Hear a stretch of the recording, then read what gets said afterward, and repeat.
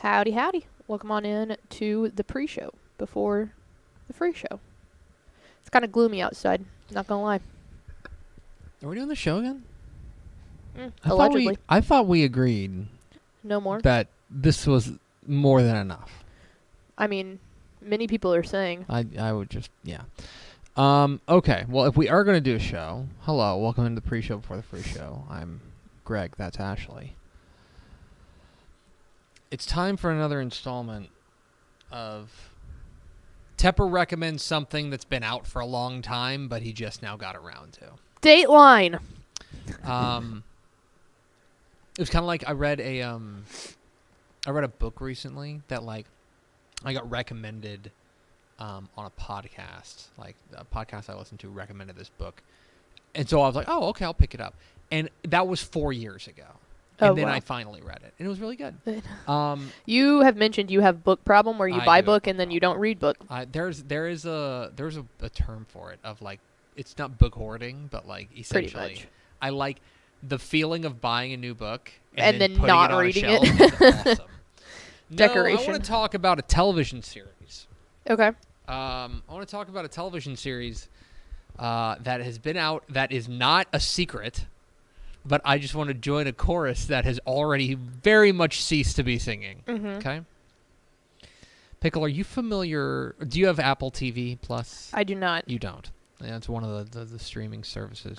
No, it's not Ted Lasso. I'm broke. I'm not recommending Ted Lasso. Ted Lasso is fine. You can watch Ted Lasso. No, I'm recommending Severance. Okay. Heard of it.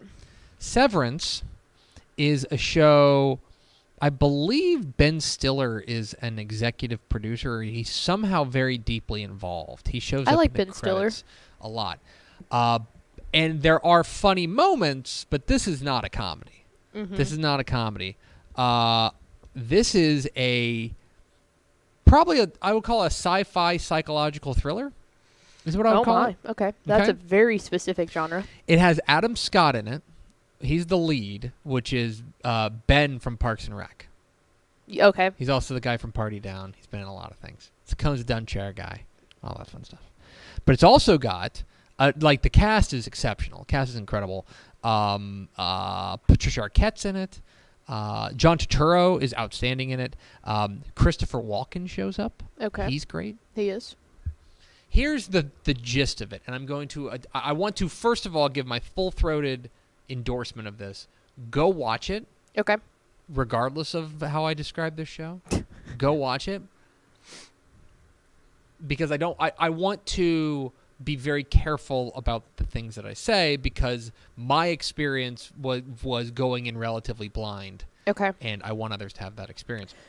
Quick question. Can I ask a quick question Sure. before we get there? Mm-hmm. And this does not ruin the watcher experience by any stretch of the means. But what are we talking about here? How many, like, episodes, seasons, nine and... episodes. One season, 9 episodes are about to come out okay. second. Oh, okay. How long? Episodes are about 45 minutes. 45 minutes. Okay. 40 to 45 minutes. Those are very important in deciding whether I'm watching the show or not. Yeah, it's a little investment, but it's not a huge investment. Okay. 45 is always good. Here's the gist of it. There is a company, like a major conglomerate, major corporation, a biotechnology corporation. They have created a way to separate your work brain from your personal brain. God, would that be nice? It's really funny you say that. It's called Severance, and it is a procedure in which they put a chip in your brain, and when you are in the building, on what they call the severed floor, when you're in the building, you do not know anything about your personal life. Nothing. Yeah. You don't know if you have a boyfriend. You don't know if you have a mom and a dad. You don't know if you have kids. Yeah. You are entirely work. You are a work person. Yes. When you leave, you are your personal self, and you know nothing about what you do at work. Man, I don't know which one is better. Both of them. My mind initially went to it would be great to be able to watch football and not think about it in a work perspective. But now that I think about it, it would almost be even better to just crank out 4 solid hours of nothing else in life and then be done. So it's funny because they call, when you are downstairs at the building and you're at work, they call that your innie. And when you are upstairs and you're out in the world, that's your outie. Okay. Okay? But they do not, like, there's no, the complete disconnect. There's no crossover. There's no crossover. You can think one thing, like there is one character who is romantically involved with different people. Oh, wow. Roles, right? Because they don't know that it's different. Different. People. It's different Yeah, people, that's crazy. Well, basically. I was thinking like would we be friends outside of work? You know, Right. like or Mallory and I, you know, like would we Right. be best friends outside of work? There are moments where people who work together, who work very closely together, walk by each other on the street. No idea. No idea who they are. That's funny. I don't want to say any more. Yeah, don't. That sounds really good. I would like to watch that. I don't think I've ever experienced anything like this show. From a production standpoint, is it fantastic? It's fantastic from a production standpoint. It's very eerie because it's like it's kind of creepy, but not in like a horror movie scary jump scare way in any way. It's just creepy and unsettling. I just want to recommend it, and I cannot stop thinking about this show because it gets into just the concept of identity and what makes us human and what completes us. And if we were to, like, we all want work-life balance, but at what cost? And, like, the value of work. Yeah. It gets into all that and is just really, but it's also funny at times, and it keeps it light at moments, but make no mistake, this is a thriller. That sounds like the only way that I could think about comparing this. Did you ever watch the movie that came out, that Everything Everywhere All at Once? Not yet. I need to. Okay, one, it's fantastic. It's a really long movie, but if you have the time to sit down and watch it, it's really good. But it sounds a lot like that, where it's like it really makes you think about life, Yes. but it's good and funny. Anyway, Interesting. it's on Apple TV Plus. It's called Severance. It came out in 2022. It was nominated for all sorts of awards. Again, this is not me, like, hipster guy. Hey, here's this show you've never heard of. Everyone's heard of this show. I just finally got to watch the first 3 episodes on a plane, and then I was like, and then I came home and I signed up for Apple TV Plus so I could finish it. That's so funny. And it's our good buddy Matt Sizik just commented on Twitter and said Severance is incredible. Tep is right. It leads to so many questions. It is, and Sizik knows his way around a production. It is a well done show. It makes you think a lot, and it sticks with you. And I can't stop. I finished it last night, and I can't stop thinking about it. So. All right, I'll go have watch to, Severance. Maybe it also got the. I bet if I it can matters, get a I tweeted 7-day about it, and Sarah Spain immediately retweeted me and was like, "Yes, welcome to the party." That rules. So Sarah Spain is a fan. So. Maybe I'll do a 7-day free trial of Apple TV and just mess up my mind for a full week. I'm really interested. I think you should watch it. Okay. It's really good. Okay. It's really good. Severance on Apple TV Plus. All right. Okay. Hit the theme, Expo. Pickle. Hit the arrow sign.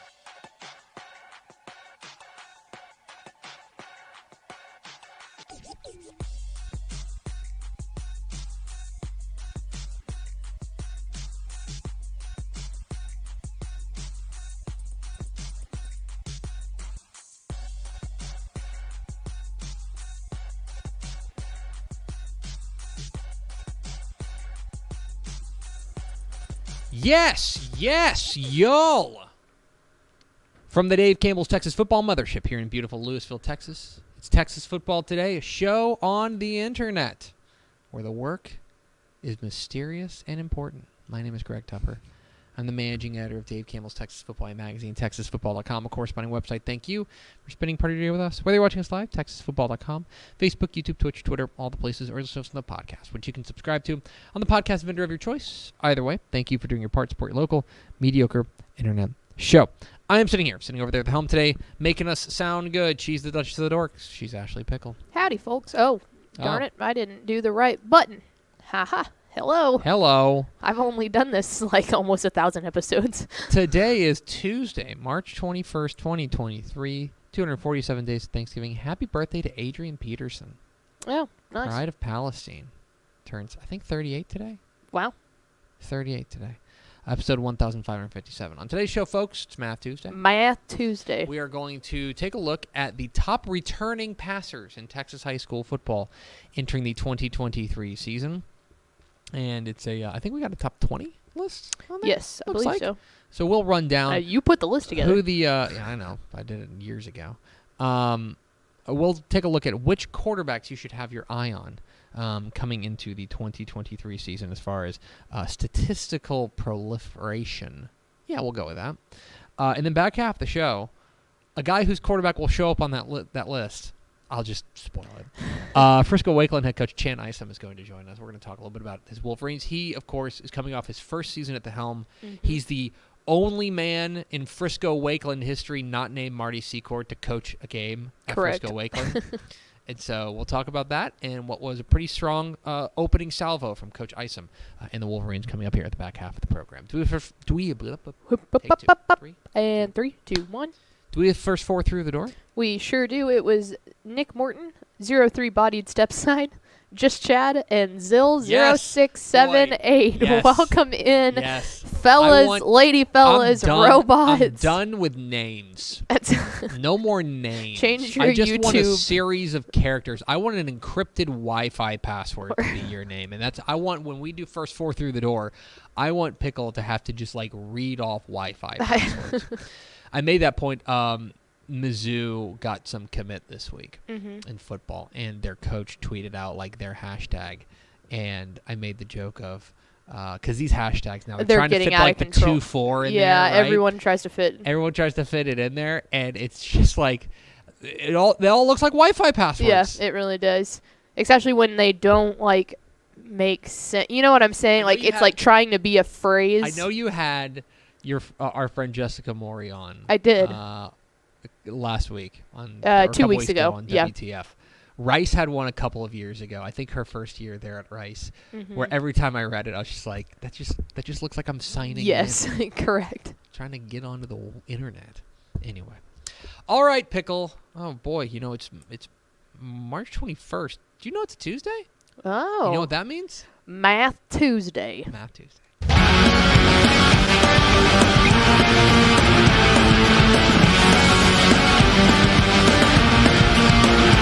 Math Tuesday. Math Tuesday. Here on Texas football today. The best day. I love the idea that someone's like, I just love Texas high school football. There's a whole show about it. That's great. I'll tune in. And we're breaking down mind-altering TV shows and then exploding houses. It's just a lot. Anyway, let's talk about the passing game. So we in the past we've kind of gone through, and I know you guys did a scoring breakdown on Math Tuesday last year. We did last week. Last year, yeah. That's fair. But I do think it's very clear that, and even when you take a look at like the recruiting rankings, that Texas has become a passing state. Yes. That's not to say that every team does it, because there's 1,500 Texas high school football teams, and there's wacky offenses all over the place, not to mention teams that run the slot T or just go with the old school I formation or just like to keep the ball on the ground. That's not to say that it is universal, but you would be kidding yourself if you didn't think that Texas high school football in the state of Texas is fundamentally a passing state.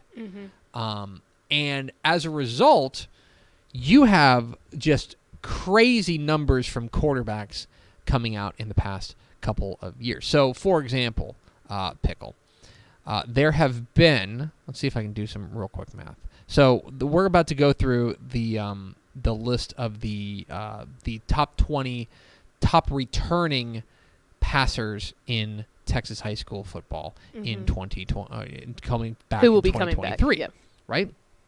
There are 30. So I'll just spoil the graphic here. The top returning passer is Armando Luan from Sunray, who threw for 44-76 last year. He is the 30th player to throw for that many or more yards in a season. Only 2 of those 30 came before the year 2000. Wow. 28 times in the last 22 seasons, you have had somebody throw for as many or more yards than Armando Luan throw this year. And in the umpteen years before that, you had 2. Yeah, there are certain stats we throw out that are willing to be debated, but this one speaks for Patrick itself. Hutka from Rogers in 1997 threw for 1 more yard than Armando Luan. And the other one is Keelan Luker at Stephenville, who for a long time was the state's leading all-time single-season passing leader before he got beat by Chase Watson at South Carroll. All that is to say, we throw the ball around here in Texas. And what I also think is great, and what makes Texas high school football so fun, is I think because you're not able to go out and recruit a quarterback, you're not able to go get a quarterback on the transfer portal, sometimes, and honestly, in many times, for many programs, your best option at quarterback is not a senior. Your best option at quarterback is a junior or a sophomore, maybe even a freshman. And you've got to throw them out there. And as a result, you always have what I think is great about high school football that I think is certainly unlike college football nowadays, is you have these guys that become stars as underclassmen that then you get to watch in the next year. Yes. And that's what we're going to look at over the next couple of weeks. We're going to start with the passers. We're going to start with the top returning passers in Texas high school football for the 2023 season. These are guys who are all returning. So, yes, for example, if you're interested, by the way, Armando Luan was the state's leading passer in 2022, but the second one was Blake Flowers at Seminole, but Blake Flowers was a senior. He's graduated. So, take a look at the top 2. 2 guys threw for more that are returning threw for more than 4,000 yards. Armando Luan from Sunray, who did that as a sophomore, and then J.J. Acosta from Taft. He does, in fact, rule. That is not up for debate. J.J. Acosta rules. He threw for 42.69 there with Taft. Next on that list, and this kind of surprised me a little bit, DJ Bailey, the quarterback from DeSoto. Threw for more than 3,800 yards. He's the 3rd leading passer in the state of Texas. Now, part of that certainly helps is they played 16 games. Correct, and they won. Taft and Sunray didn't. They just kept winning. But I don't know. I look at DeSoto, and I always thought that DeSoto, yes, DJ Bailey, very important. I'm not here to say that. Is exceptional. But I looked at DeSoto, and I was like, this is a balanced offense.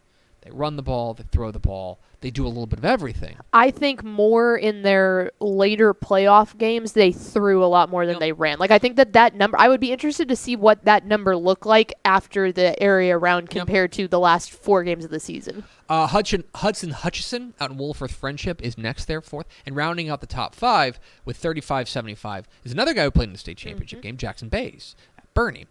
Trevor Ham from Melissa, Jaden Pelucio from Corpus Christi Flower Bluff. The guy who we're going to talk with his coach coming up here in a moment checks in at 8. Brennan Meyer from Frisco Wakeland threw for 34.92, and he did that only in 12 games. I mean, that's something that to keep in mind is that a lot of these guys did not play 16 games.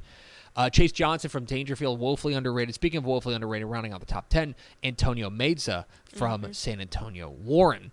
You're also, I think what's interesting about this, if you take a look up and down, let me see if I can. Are there only 2 6A guys? Davila from Midland Legacy, DeSoto, and then DJ Bailey from DeSoto. I think those might be the only 2 6A guys. I think that kind of speaks to the fact that you got to use what you got at the small school level, right? That at Collinsville, Midland Legacy. Yeah, at Collinsville, Logan Jenkins.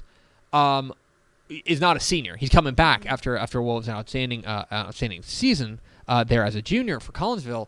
But he was also just like, you got to go out there, even if you're an underclassman. Gavin Padron there at Big Spring as well. Kyler Finney, Dawson Jaco at Bushland, who I've gone on and on about. Cash McCollum, another guy who won a state championship. He's coming back. Another guy who won a state championship, Sawyer Anderson at Parish Episcopal, is going to be back after throwing for more than 3,000 yards. Fort Worth Christian had an outstanding year thanks to Hogan Nelson. He's going to be back as well.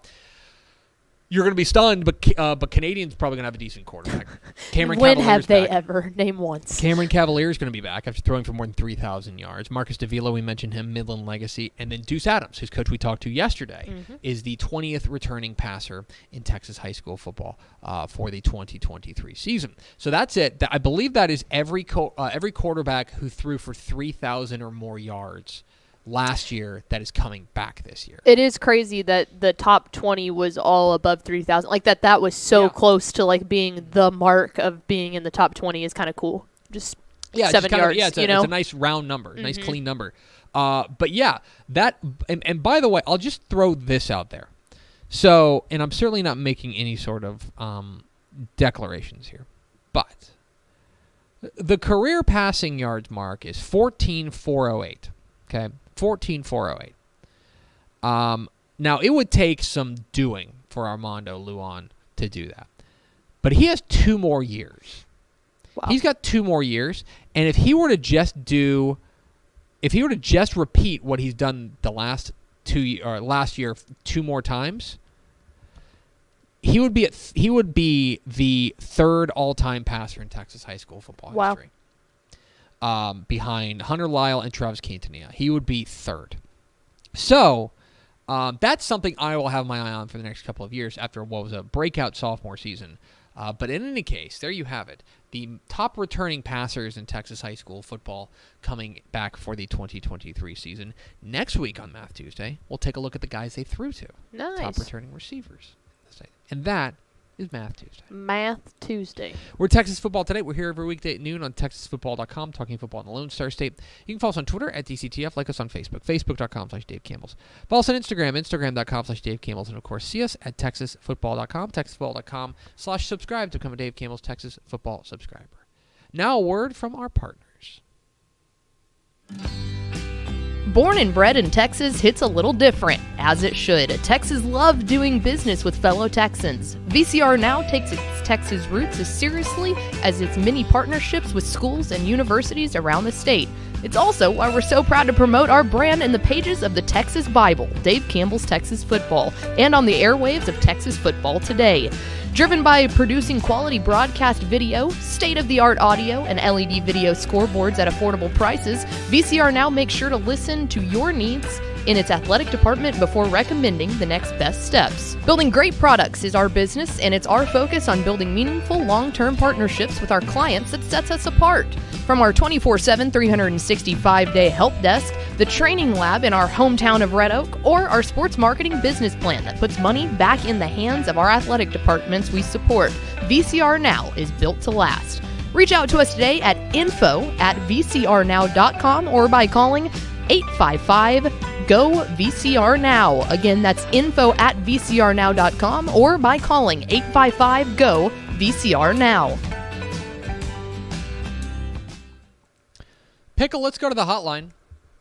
Let's go actually just up the road, just up 121 to Frisco to talk with the head coach of the Frisco Wakeland Wolverines. We're joined by Coach Chan Isom. Coach, how are you? I'm well, Greg. How are you? I'm great. How are things up the road in Frisco? Well, it's a little cold and dreary today, but other than that, we're doing here. Yeah, not a whole lot to complain about, I would imagine, up there in at Wakeland. You're coming off of your first season at the helm. We made the joke earlier that you're the only person to ever coach a game at Frisco Wakeland not named Marty Secord. Now that first year is in the rear view, I'm interested in how you would assess what you guys were able to do in the 2022 season.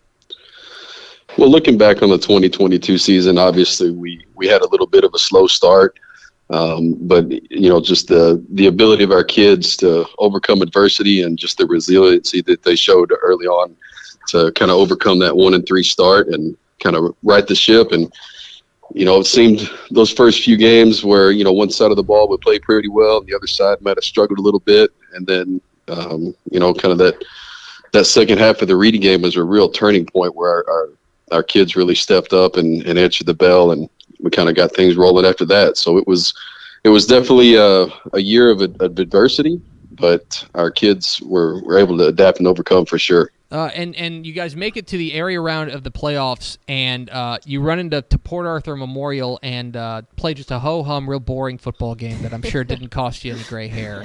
A triple overtime thriller. You guys come up on the short end of it. I'm interested, now that kind of the offseason has started for you guys, to be so close to a regional semifinal and to basically come within a play of a regional semifinal. Is that something you guys are talking about? Are you guys using that as fuel heading into the offseason? Oh, absolutely. This is coming off this year was our first year in school history with back-to-back playoff wins.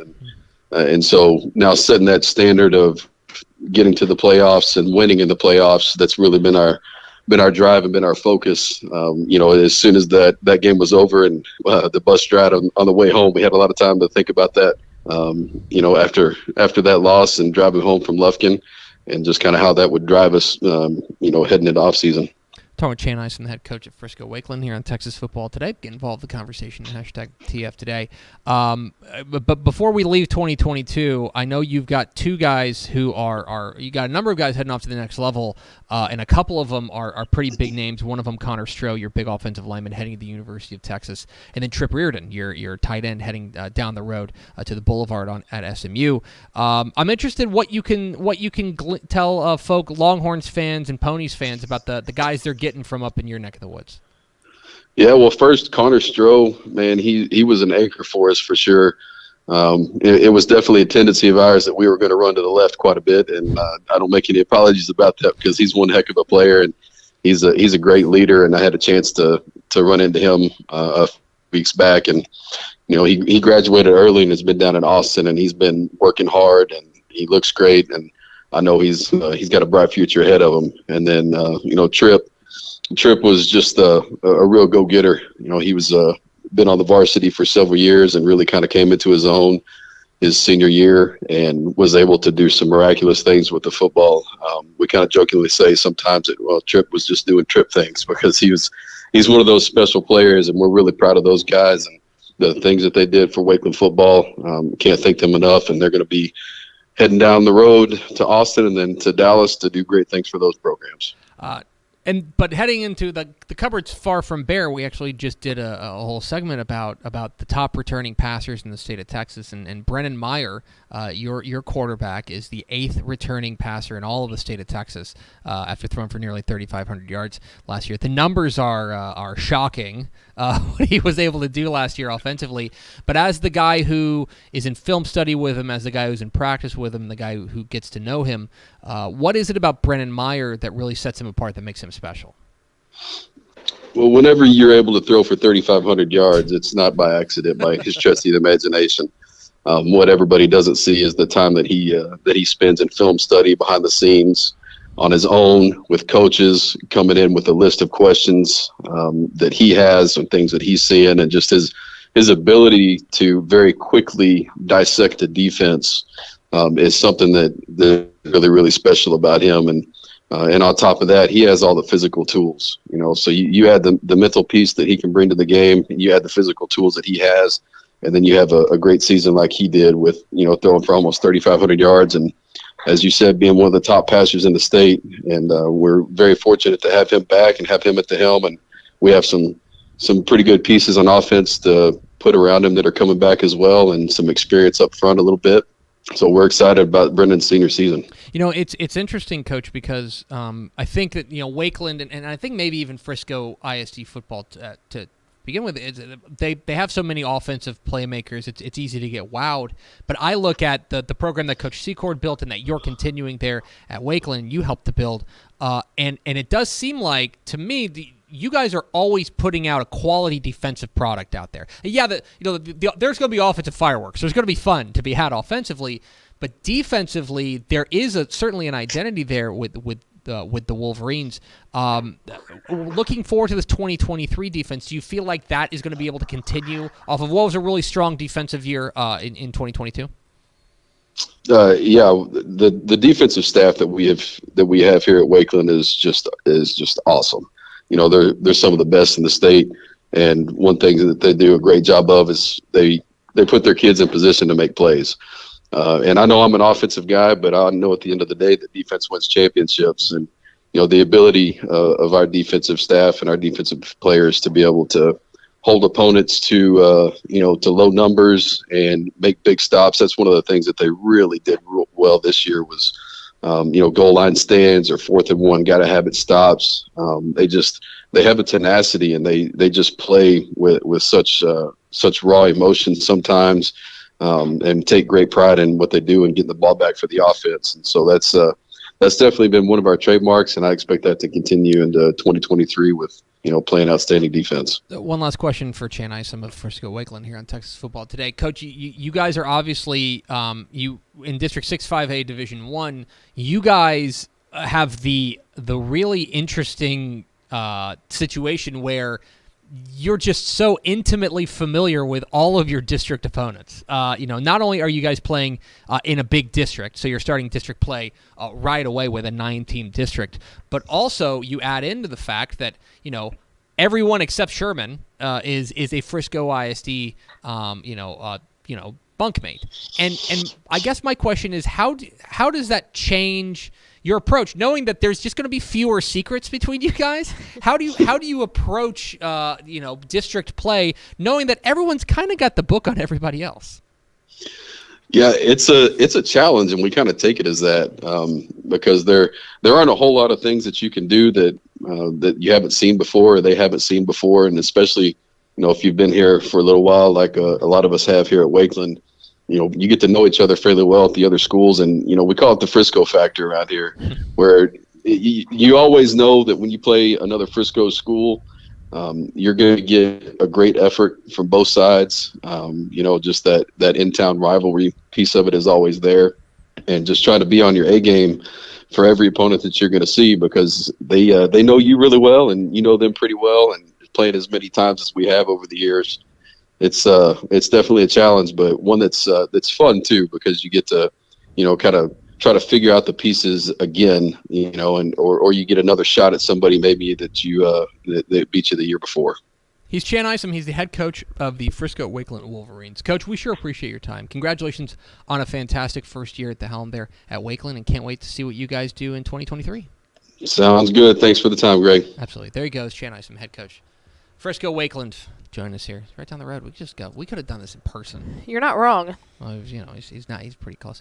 But obviously Brennan Meyer is going to get a lot of the attention because of what he was able to do. He also ran for almost 1,000 yards, like 900 yards rushing. Yeah, if you're looking for DFW dual threat quarterbacks, yeah. he's up there. He's a dude. He is a dude. And be interested to see how much bigger he gets too. Mm-hmm. Yeah, he checked in 6'1", a little under 200, and I'm interested to see what he checks in as a senior. But they're a program, they're a team that a lot of the headlines were about Stroh, right? Connor Stroh, their big kind of blue chip offensive lineman, went to the University of Texas. But they were a lot more than just him. Like he was obviously. He's happy. Coach Isom's happy to have Connor Stroh, but at the same time, I do think that they're going to be a problem in that district. But the other thing about that district, it's so unpredictable because there's always going to be one or two, like Reedy last year. Reedy just kind of like, oh, we're just going to go undefeated. Yep. You know what I mean? Like, and then like there's going to be teams that were great last year that are going to fall off. There's going to be teams that were kind of down last year that are going to surge. Frisco ISD saw that district is so hard to get a hold of. And I was telling Steph this on Teppin Up about different district. I would bet that's on that short list of districts that if you look back in the magazine, we are like the most wrong about. Yeah. Well, yeah. Because it's so unpredictable. Well, the other thing is too, as these, like, to get really into the weeds of it too, as these Frisco schools continue to open up, they pull from different areas, so it's hard to figure out exactly, okay, these kids are coming from here, so what are they getting and who are they getting and all of that stuff. So it makes it even more difficult. Also, too, that region, too, they always get a difficult by-district round, and they've won the past 2 years. Yeah. Like, the year before last was when they beat Highland Park in the stunner. So it's like that's the other thing is when you do get to playoffs, getting those wins, it's a tough path. And then, you're exactly right. So they played Birdville in the first round, which is no walkover. No. And then that Birdville offense was humming. That second round, like they played Port Arthur Memorial. Like because of the way that Region 2 broke out this year in 5A Division 1. And they went all the way down to Port Arthur Memorial. You remember that? They flipped. They did a home and home, I think. I need to look that up. Let me see. Someone went all the way down to Port Arthur Memorial, and I swear it was Wakeland. Maybe, or was it a McKinney school? Might have been McKinney School. Next This was week. Lufkin. Lufkin. Okay. No, I think Port Arthur Memorial, because they won their district, they got to host a team from McKinney, maybe McKinney North. Or Yeah, something. okay, that's what it was. I was like, someone drove all the way down there, yes. which makes that region even more crazy. But even like them going halfway to Lufkin is like a huge bit of travel, especially when you're talking about a district there, which is almost like all 5 Frisco miles ISD. from each other. You're playing the same 3 stadiums, you know, Yep. with the exception of if you play at Sherman. So anyway, very interesting there, and we appreciate Shane Isom hopping on with us. Let's go over to Ashley Pickle for America's second favorite segment. Final thoughts. Shoot. Darn it. I had something, and then we got so far off in the Port Arthur Memorial train, I lost it. One day I'll get good at final thoughts, but today's not that day. Disappointing. Yeah, that's fair. Anyway, It is what it is. That's going to do it for us. Thanks for spending a little bit of your day with us. Follow us on Twitter at DCTF. Like us on Facebook. Facebook.com/Dave Campbell's. Follow us on Instagram. Instagram.com/Dave Campbell's. And, of course, see us at TexasFootball.com. Thanks again to Shane Isom, the head coach of the Frisco Wakeland Wolverines, for being our guest. For Ashley Pickle, I'm Greg Tepper. Vince Young, please meet your Player of the Year trophy. We will see you tomorrow on Texas Football Today.